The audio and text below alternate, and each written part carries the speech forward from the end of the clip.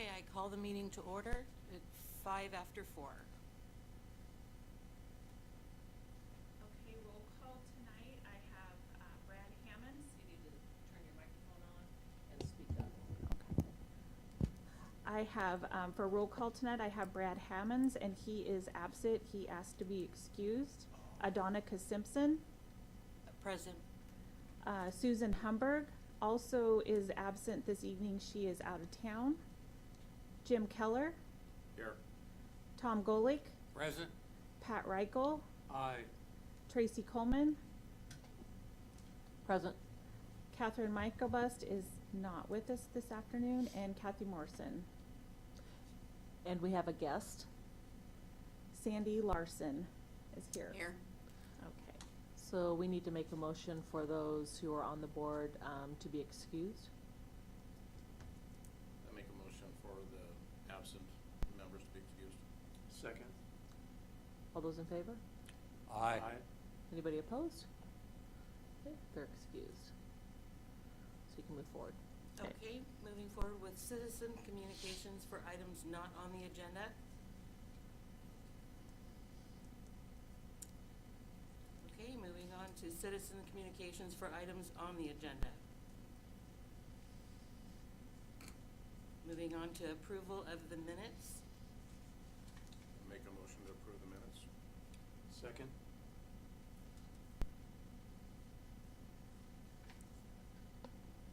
All in favor? Aye. Any opposed? Okay, moving on to continued business, Scott Hill Park and Sports Complex update. Sandy? Okay, well, it's an exciting time again. We just received our grant from the state. We did ask for $3.2 million, and we ended up with $3,500. And so 3,500? 300,000. Oh, Yeah, okay. Yeah, excuse me. I'm nervous now. Yeah. Yeah. Anyway, so by the time we take out the fees that we have to pay for the handling of the money from the state, it'll be about $325,000.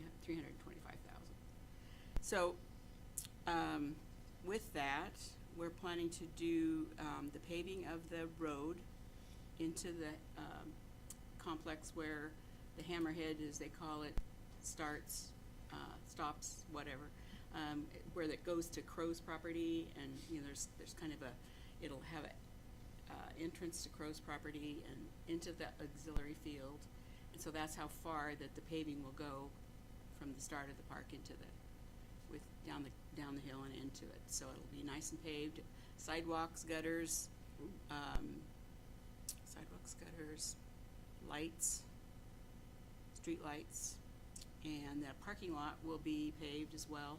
That's in the auxiliary field. It'll get all paved, and there's already lights there, some of them, and so, but they'll get all finished up and get the ADA situation squared away, and some landscaping. This does not complete phase one. There's still several things. Two of the parking lots, the trailhead parking lot, which is at the beginning of the hill on the left when you come in, and right now it's all trees. It looks like it belongs to the other people, but it doesn't. It's part of the park, and it will be a parking lot with a restroom. And then the trailhead, that's the trailhead, and then the bus and RV park will be just on the opposite side of the soccer field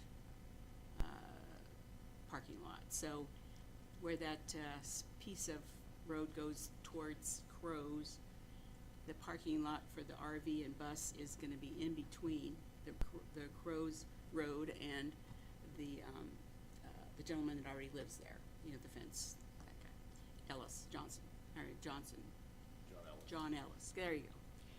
And anyway, so those are the things that, and of course more landscaping, because we haven't done any of the major landscaping down the walking trail and all that stuff. So that's all yet to be, but it's going to be, this will really help shape this up, get it going good, and The other stuff's in. We do have, the Port of Woodland purchased a scoreboard years ago when we were first starting our Gold Leaf event, and we have elements for them, people that if they want to purchase them, basically support it. And so the port had stepped up and they wanted to support the scoreboard. So it was, of course, after all these years, it was a little bit more expensive and they're more complicated than just sticking up a board. But we do have the board up, and the electricity will be hooked up, I think, maybe tomorrow. And so the only thing that'll be missing is we still need to get the wording for the Port of Woodland on top of the board. It's my understanding that that the port wants to have a private time with the Peterson family, because they're going to have a plaque at the base of the scoreboard in honor of Jerry Peterson and his years of service. And so that'll be a private thing that'll come later, I'm sure, once we get everything all put together. So I'm working on that. That'll be nice, because it does look really good out there, to see that. It's almost like it's I can't say the crown and the jewel, but it's, or the vice versa, It's something besides. I'm nervous I'm on the mic, But yeah, it's gonna be, it's nice, and you can see it. I watched them install it, and that was pretty cool, because it had to go way up in the air because they brought it from the city side and, had to move it over and get it in place and put it down. So Did you get pictures of that? I did get pictures of that, yeah, it was exciting. Very cool. And they're pleased. So anyway, we'll get it wrapped up here pretty soon. So, and that's all I have for you at this time. Thank you, Sandy. All right, moving on to Horseshoe Lake update.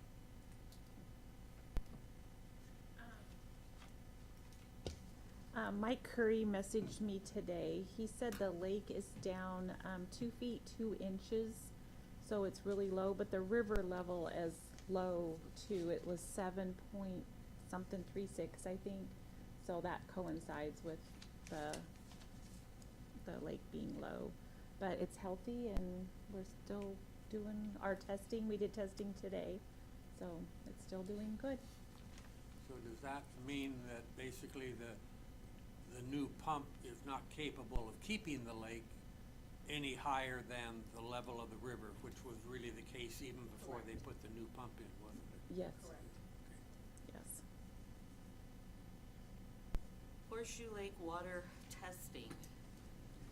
We've been continuing our testing. We had testing done today. The lake's been good. We've had no red flags or anything. So, yep, it all looks well. Lots of use. I've heard, yes. Yeah, very, very busy, yes. Okay, well, it's great. Somebody said, or read in here, there was a concern of equali. What is that about? Yeah, it's on our, Is that a new business? yes. We'll bring that up on new business. Yeah. Okay. Moving to park hours. Or I guess Horseshoe Lake tracking log. Yeah, I just included the tracking log. We're just showing that we're a lot lower, this year than we have been, in the past, because of the river level is very low, so that's what's causing it. So they're but- included in this. Okay. Yep. All right, So- then we'll move on to park hours. We have adjusted the park hours from dusk to dawn as requested by the park board, and that was passed in a resolution at the council this last Monday. Excellent. So it went from, I don't remember what it was, 5 p.m. or 5 a.m. to 10 p.m. Close 10 p.m. to 6 Mm-hmm. a.m. Yeah, it went from dusk to dawn, so it correlates with the different seasons. And will we be posting that then? or is Yes, that we've ordered already done? signs. Oh, We've you ordered have. signs, we just don't have them in yet. So when we get the signs in, we'll be posting those. I haven't seen any comments yet online, so I was just wondering if it's been posted. I'm sure when yet. we post the signs, we'll have some comments. That's what I was expecting, yep. Is that going to go into effect for Gord Park too? Well, we said the park hours. Gorg Park was a little different because it's a joint memorandum of understanding with the Northwest Steelheaders. Okay. So, I'll have to look at the memorandum to see if the memorandum is exclusive based on our joint, because they help us maintain that park when we reopened it. So I'll look at that and double check it. If not, we'll go ahead and make sure we post that and get the hours changed that are on the sign. But that's a good comment. Park impact fees. I'm proud to say that the park impact fees, I want to thank those who came to the council meeting to support the park impact fees. That did get approved at council on Monday, so our park impact fees will increase, which will put more money into the coffer for new projects within the city of Woodland for the park. So as you guys all know, we have Scott Hill Park that we're working on, so that'll give us additional funds for matching funds for donations, or give us funds for additional athletic fields. When we bring more revenue in, it'll help us do the park on Lewis River Road, which is overgrown with Scotch broom right now. It'll also help us for the splash pad, another bathroom that we're proposing. There's a lot of, there's some playground equipment, some new playground equipment that we need to replace, so that will help us putting in new equipment, so on and so forth, so, yeah. Excellent. Park plan. So as you know, the park plan was adopted by council, I believe, in May. We also sent that over to RCO, which is a grant office. We have to have it approved through RCO before we can apply for grants. And that was approved through RCO. So we have approval through RCO, so we can continue to apply for grants through the state because we got our park plan approved with them. So that moves into the RCO Park Maintenance Grant.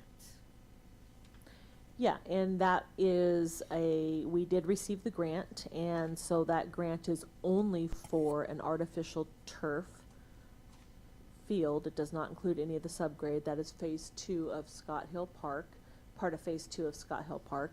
So we'll be working closely with Sandy and her organization to make sure that we fall in line. We have a couple years before we have to spend that funding, but we have a match on that, which actually the match wiped out our park impact fees that we have saved for 10 years. So luckily, when we just increased our park impact fees, now we can put more money back into the coffer. But so the grant match wiped out that, but that's okay because it'll allow us to have one artificial turf at Scott Hill Park. And again, we'll be working closely with Sandy to make sure that what her timeline is in order for us to just go in and put the artificial turf down. Again, it doesn't include the subgrade or anything underneath it. So we'll have to work with Sandy on that.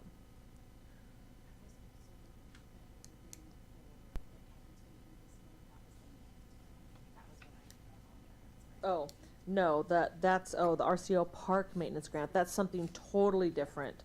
So so there's 2 different grants. We received an RCO grant, which was for a capital project, which is what I just spoke of. I guess Kathy, this one I read incorrectly. This is a RCO Park Maintenance Grant. There's a grant that's opening up, but I believe next month, if not the following month, and that is through RCO. And that is a grant that we can apply for actual maintenance projects. So you know all the grants that we apply for now are only for new projects, capital. This one is allowing for maintenance on parks. So a great area that I'm going to apply for is the one that our Horseshoe Lake Shelter, the roof line is, the roofing is bad, and so we received a bid on that, and it was over $50,000. So hopefully we can receive some park maintenance funds to replace all of our deteriorated garbage cans in the parks, because as you know, if you go out there, they were the barrels, the metal barrels that we put concrete in so people won't throw them into the lake and the river, and they rot out over time. So the new garbage cans that we buy are nearly $600 a piece that people can't pick up and throw out. So we can hopefully replace the garbage cans that we have that are existing that are rotted out. We can also update some of our picnic tables to make them all ADA accessible. We can apply for a new roofing, so on and so forth. So we'll be putting some items together to look at all of our parks and doing some maintenance repairs and apply for that grant. Sorry about that. The roof on that, was that a metal roof? It is a metal roof. 50,000? Yes. That quote included, it was a metal one that you. It is, and there's Okay. an existing metal one on there that has holes in it.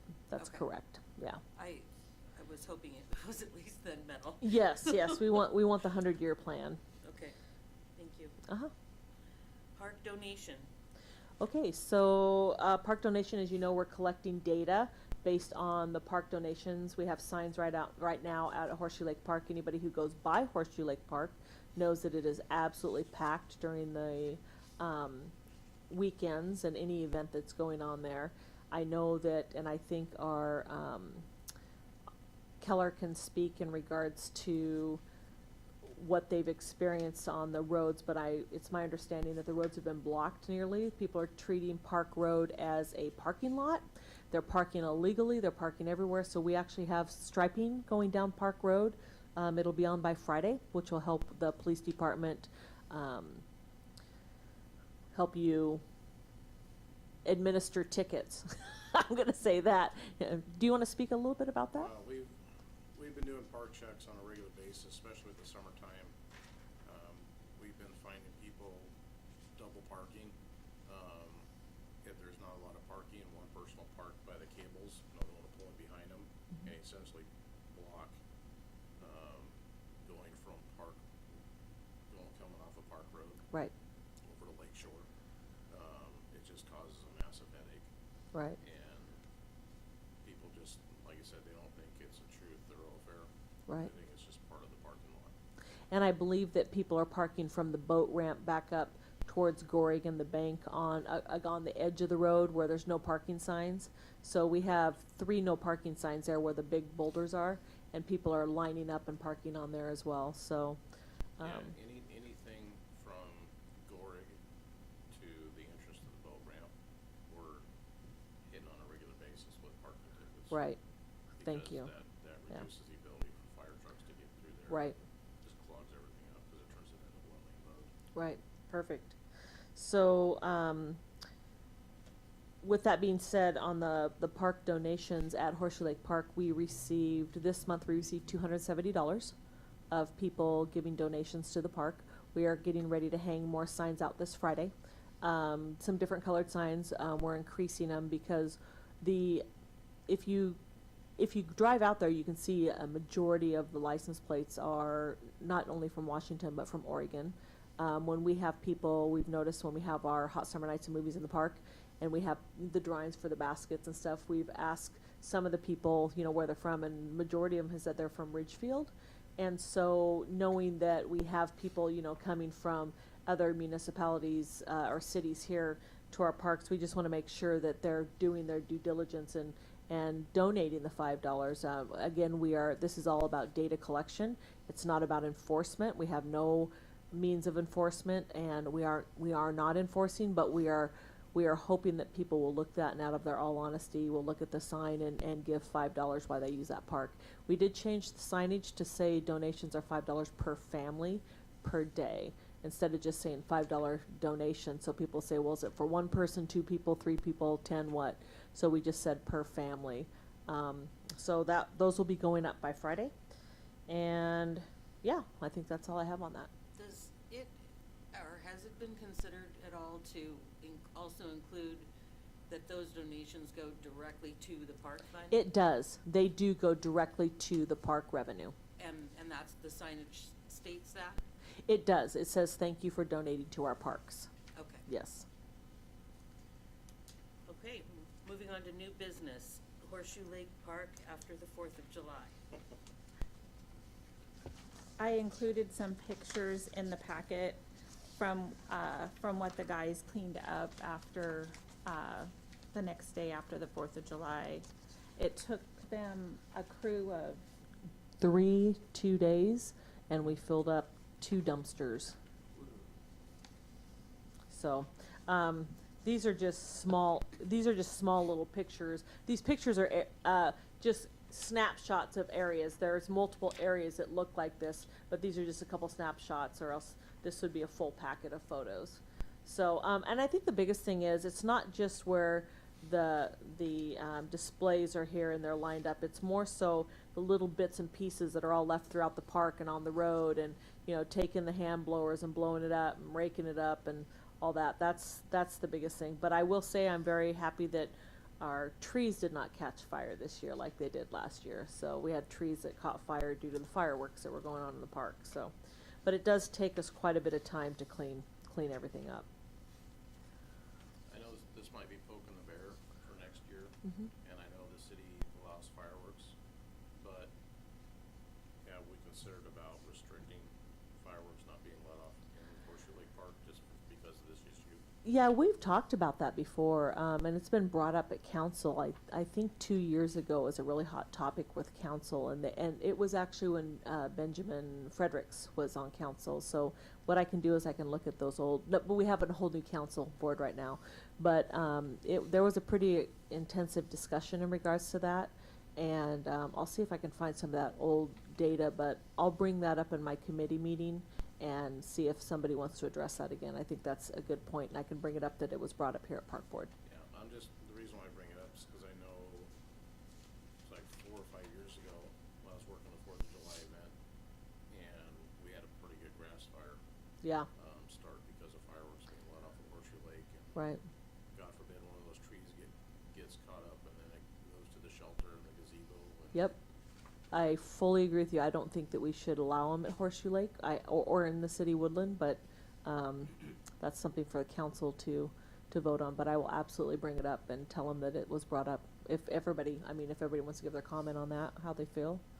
Go ahead, Pat. Hey, on page 12, it's, we've got, something, 9.52.150, acts prohibited in the park, and it could be added right there as item number 9. Right. That would seem pretty reasonable to, not have Right. fireworks in the park. Some people might be at the park not to see fireworks. And I'm not pushing to have fireworks banned in the city, because I don't want to get crucified by my neighbors. Yeah. But just the city parks themselves, just for the trees and the grass and. Yeah, just agreed. The existing structures. It's a public Agreed. space, so different from your own residence. Agreed. I'll make sure and bring it up. I'll bring it up to council, and I'll also bring it up to the committee. Okay, Gorig Park camping. I can touch on this one if you want. Yeah, you touch on that, and I'll touch on it as well. So at Gord Park, we've been having issues with people, going to the park as soon as it opens and staying there until it closes. Unfortunately with Gord Park, it is technically outside the city limits, so we cannot use our city municipal codes, to cite them even for acts prohibited in city parks. We are working on getting Clark County bail schedule delivered to us, either by email or by snail mail, to find out what park, codes they have, county codes. That way, if we do find them violating a county code that is in the Clark County codes, then we could cite them accordingly, because technically the park is in Clark County. If the council decides that they want to annex that into the city, that would be different. But it would take the council's doing for us to be able to enforce our municipal codes at that park. Without that park being annexed, we have to rely on other agency codes, Clark County, for example, to enforce anything there. Would would the hours then also fall under this same situation? Mm-hmm. If it depends on what that memorandum says that we had with Northwest Steelheaders. Does it though? If you're following the Clark County The rules, then, the memorandum is different because it's a mutual agreement between steelheaders and us for the hours. oh, If the city council decides to annex the park into the city limits, then the park hours would be effect for that park, no matter what the MOU says. okay. And that would also make it easier for us to enforce our municipal codes and not rely on Clark County codes to enforce anything happening in that park. I could bring that forward to city council as well. So when I Okay. bring up the fireworks, I'll bring that as well. It would make it a lot easier for I us to. fully agree with that. I'm 100% enforce. in agreement with you. And we've done the best we can, with our hands being tied, and these folks have now moved over to the private property on the airport drive. we are working with the property owners to try to get no trespassing signs posted and get a trespass letter signed, so that way we can enforce it. And if they return to the private property, we can arrest them for trespassing. But they moved from the city, basically a city park, to private property. So now we have to follow the ball and do what we need to do to take action there. I recognize, this vehicle. He was, evicted from property that our family has. Yes. And he moved, looks like he relocated. Yes. After a time. Yeah, he was out on Dyke Road, and after he was evicted by the sheriff's office, that's who it is. That's who it is. But the problem is, now that they moved to the private property right off of Sandalwood, they've actually brought more people with them. Yes. So people are joining him and setting up basically an encampment. That's right. Yeah. That's what kinda hurt us. He was there for a couple of years by himself. Then all of a sudden, a motor home shows up. Correct. And that was, gotta go now. Yeah. So we're trying to chase the ball, and we're trying to encourage them to leave. But right now, we don't have anything that we can enforce because we don't have an signed agreement with the property owner. I would think it'd be in their best interest to respond. And we're working with Travis Goddard to get the contact information for the LLC and try to get this in place as soon as possible.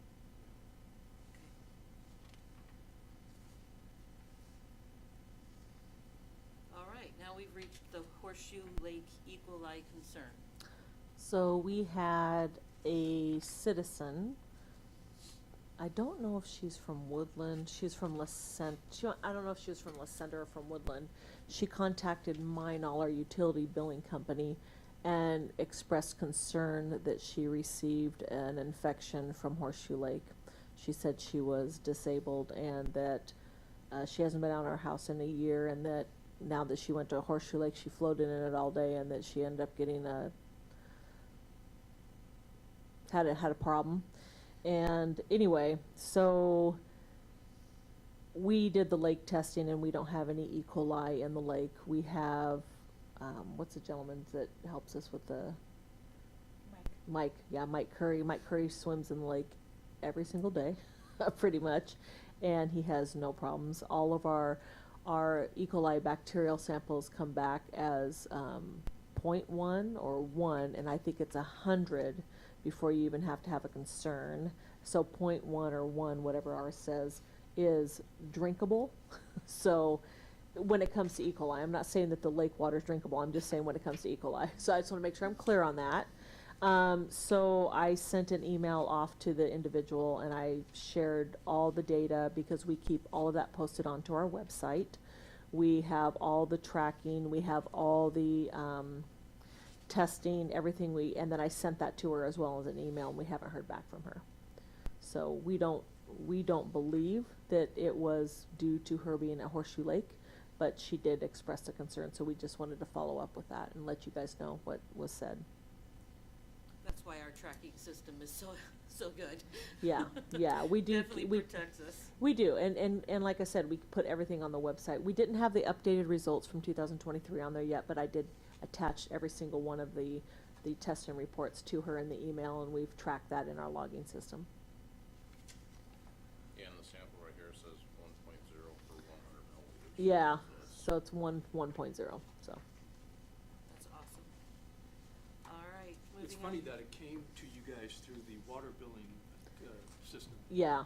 you'd be surprised. You'd be surprised, yeah, where we get our, where we receive Get your information point of from. contact.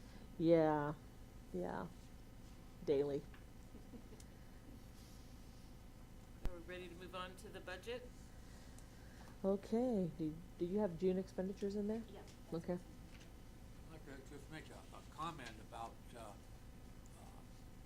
the cleanup at the parks, after, the busy days, like this Monday, 9 o'clock, I go down and, if it's not already cleaned up, it's obvious that the people who are leaving the park are at least taking their garbage in their bags, and if there's not an open garbage can to put it in, they at least put it next to it. And Most of the time. Don't leave a mess strewn all over Yep. the park. And I have to you know, give the people who are using the park credit for making the effort, that much effort anyway, to keep Yeah. things clean. Agreed. And I think that when we go for that maintenance grant, when we ask for additional garbage cans, I would like to double the amount of garbage cans that are at the park. I think it will absolutely be needed, because if you see all the stuff piled up there, it's not just in one, it's all, and we're emptying them multiple times a day, 2 times a day. So if you have double the garbage cans at least, maybe we can keep it off the ground. Have you ever, what would the cost be to bring in those dumpsters before the event so that, We do bring them in, but we have them gated off, but they still, I mean, they're full, they're filled.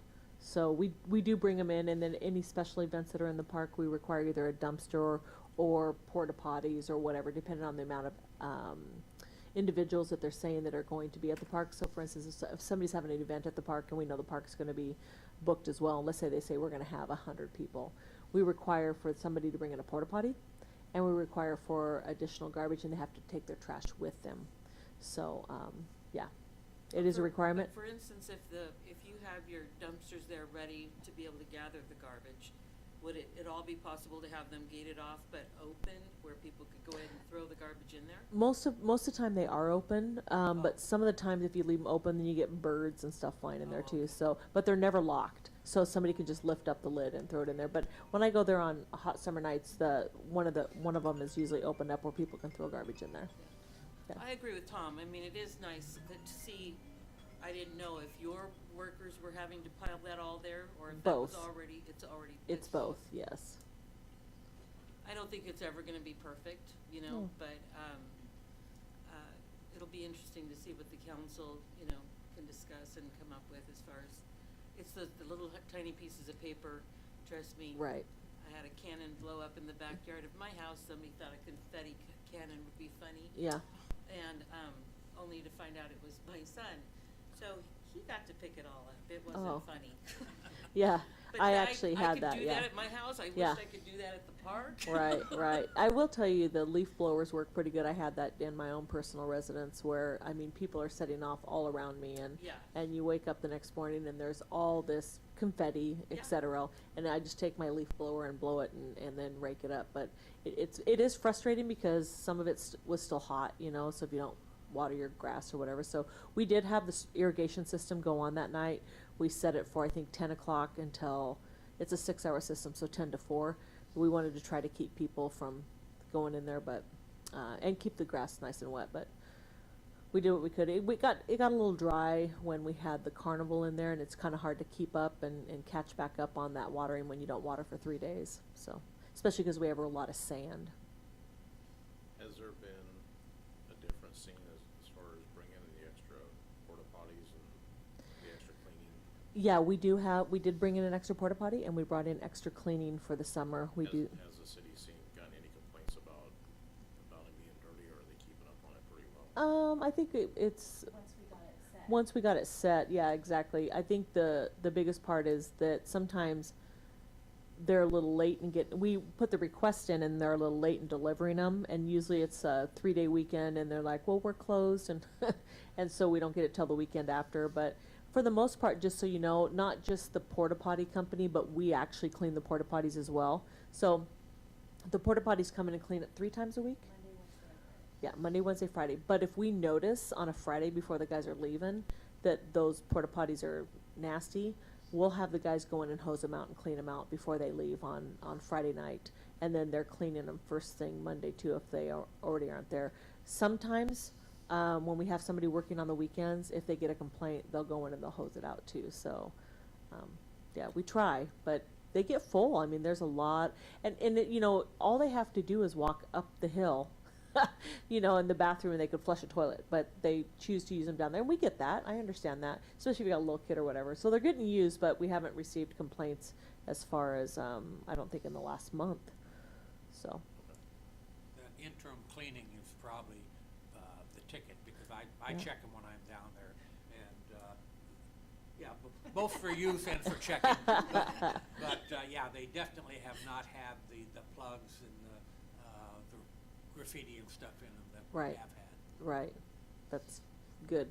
We actually took the hand sanitizers out because they were being ripped off the walls and it cost us. So anytime that's ripped off, those cost us money. So we just said, just take that out. There's places to wash your hands if people needed to. Most people are going back into the lake anyway, so I hate to say that, but that may be why our E. coli is 1. All right, on to the budget. Unless there was any other comments on that topic, we'll move on to the budget. What do I have on the budget here?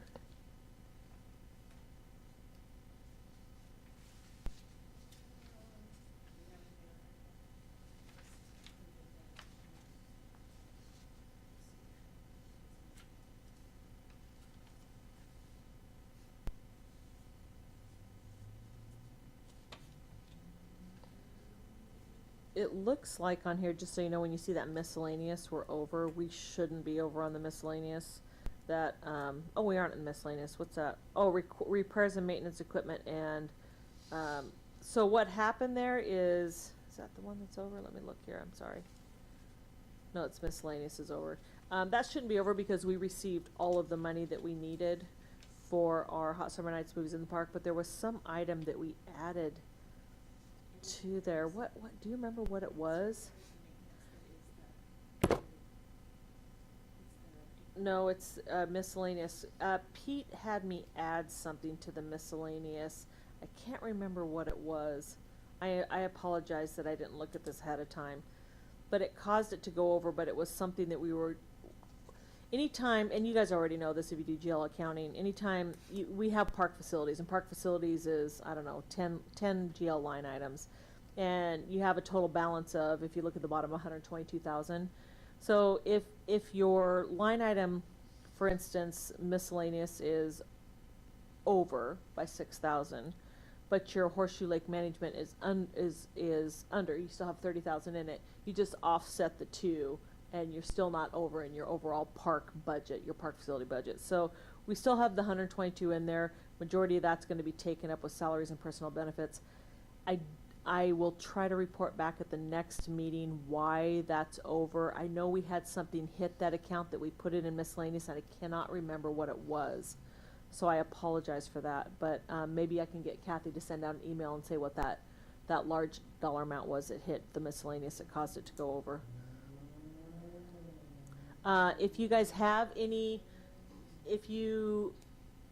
recommendations for maintenance in our parks, something that you've seen in the parks that you'd like to have maintained, let me know, because I am going to fill out that grant application.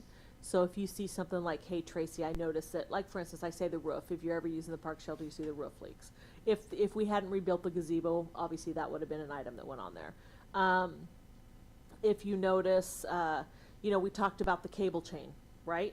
So if you say, hey, the cable chain, we really should replace that with something else because hitches get caught on that, kids are tripping over, whatever. So if you know of something like that, just let me know what those are, so when I apply for that grant, I can do some cost estimating as far as what it's going to take to replace the cable chain or replace the roof or whatever. So when we apply the grant, I have actual bid items to attach to it, so they know that that's a good solid number.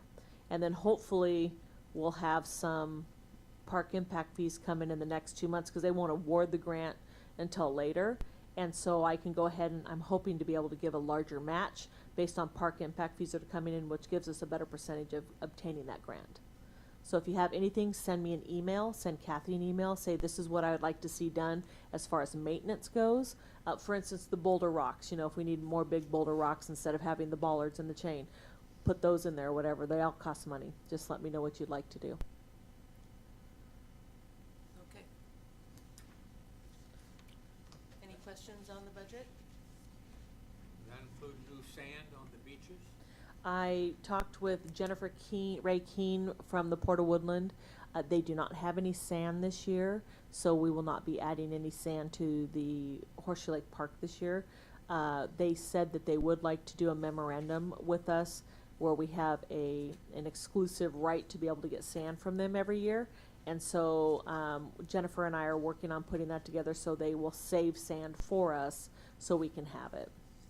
But every time we do sand, we have to fill out a permit obviously to do that. We're only allowed to do so many dollars worth before we have to fill out a,